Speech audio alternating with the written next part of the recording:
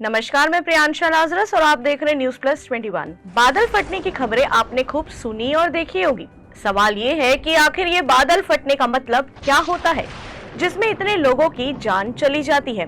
तो आइए आपको इस वीडियो के माध्यम से समझाने का प्रयास करते हैं। देखिए, बादल में कोई सिलाई नहीं होती जो उधड़ जाए, ना ही उसका कपड़ा कमजोर थान का होता है जो जोर पड़ने पर धड़ से फट जाए। एक समय था जब लोग मानते थे कि बादल एक गुब्बारे जैसा होता है जिसके फटते ही झमाझम बारिश होने लगती है। समय परवान चढ़ा और फिर गांव का ही एक नौजवान पढ़ाई कर रिसर्च सेंटर पहुंचा और बताया कि बादल भाप के बने होते हैं। क्योंकि नौजवान गांव से ही निकलकर वैज्ञानिक बना था, इसलिए लोगों ने उसकी बात भी बिना जागरूकता अभियान का सहारा लिए मान ली। तब से बादल गुब्बारे नहीं माने गए, लेकिन नौजवान गांव वालों के दिमाग से एक चीज ना बदल सका, बादल फटना। जी हाँ, बादल फटना जो नाम पड़ा था वहाँ पड़ा ही रह गया। किस समय हम कहते हैं कि बादल फट पड़ा। बादल फटना और बारिश दोनों में आसमान से पानी गिरता है, पर फर्क पड़ जाता है दोनों की पानी की मात्रा को लेकर।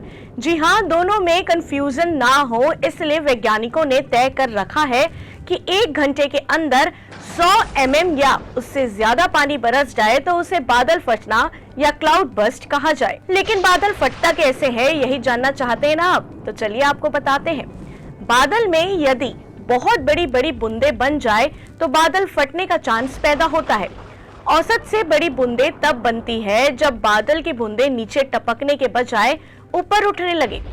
अब आप कहेंगे कि न्यूटन पर सेब तो नीचे की ओर गिरा था, तो बूंदें ऊपर कैसे उठ जाती है? तो बात यह है कि जब गर्म हवा तेजी से ऊपर उठती है तो कई बार बादल की बूंदों को अपने साथ ऊपर उठा लेती है। ये बूंदें ऊपर तैर रही बूंदों से मिलकर और बड़ी हो जाती है, और जब बूंदें बादल में अटके रहने के लिए बहुत भारी हो जाती है तो अचानक से बरस पड़ती है, जिससे हम अपनी भाषा में बादल फटना कहते हैं। अब फट तो गया, बचने का कोई इंतजाम बताइए। ओके, सुनिए फिर। बादल फटने के बारे में वार्निंग वगैरह का इंतजाम हो सकता है कि नहीं, इसका तय जवाब नहीं है, क्योंकि बादल फटने लायक मौसम बहुत जल्दी बन बिगड़ जाता है। इससे पकड़ने के लिए कई बार रडार हमेशा तैयार रखने होंगे, जो बहुत खर्चीला होगा।